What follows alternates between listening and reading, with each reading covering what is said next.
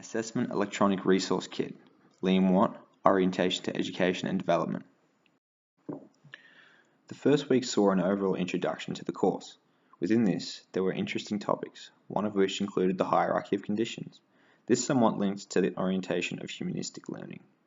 This week's artifact consisted of the hierarchy represented in a pyramid formation.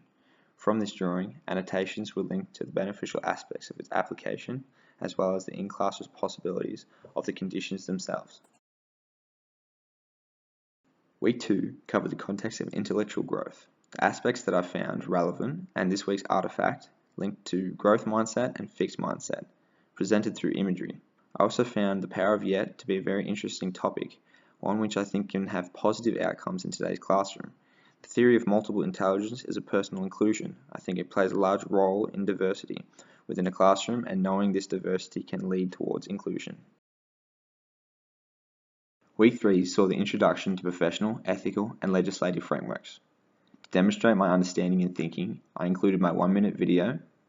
I further elaborated on making videos and their links to development and society. I also incorporated the story of human rights and the United Nations as resources, as they convey the human rights and their history in a very educative manner that could be furthered in classrooms. Week 4 was possibly one of the more important and relative weeks when linked to teaching. One artifact this week included a presentation through means of PowerPoint demonstrating my understanding of one theory and a lack of knowledge of another.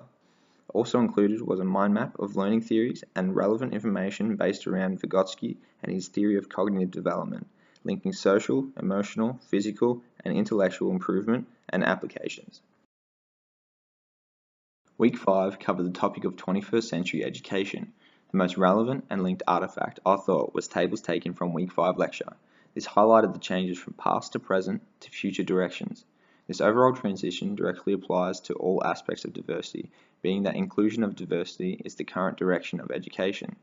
Extra resources included YouTube video 21st Century Education and web article Redefining 21st Century.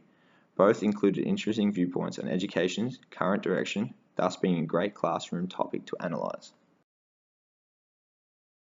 Week 6 introduced aspects of human development in relevancy to infancy, toddlers, and children.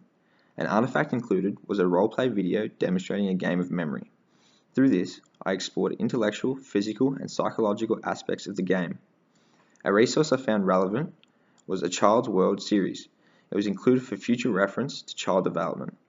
The theory of typology defines play and its links to development, hence its inclusion. Week 7's approach saw inclusion of conditions that contribute to students' learning. The personal strengths of myself and their recent experiences was included as my relevant artifact. From this personal exploration, I furthered the direction by addressing classroom application and diversity of strengths, to which teachers can address differently. Victorian curriculum was included as a teacher resource of current education objectives relevant to inclusion through social aspects. Week 8 developed the concept of learning spaces and communities. My included relevant artifact was pictures of my readings.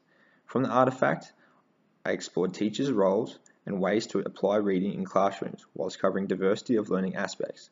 The inclusion of 5 learning disciplines was directly linked to student diversity and environments that best suited them. Similar to the concept of the learning classroom, they can increase or decrease learning development depending on the implementation and execution. Week 9 dabbled in the differences between learners and the implications it had on their learning. My exploration of this topic was demonstrated through the concept map artifact. From this, the implications directly linked to the diversity of all aspects. It was easy to address the context of social, emotional, intellectual, and physical developments, as the broad topic of diversity allows for many implications and applications for both teachers and students. The Victorian Government link was incorporated to highlight the relevance of diversity in society, but also to provide a valid resource. Week 10 explored the effectiveness and importance of reporting and feedback. The artifact of most significance was the experimental jigsaw study, which made relevant the diversity and direction of the present. The ideals of Ordway have contributed and linked the current implications of diversity inclusion.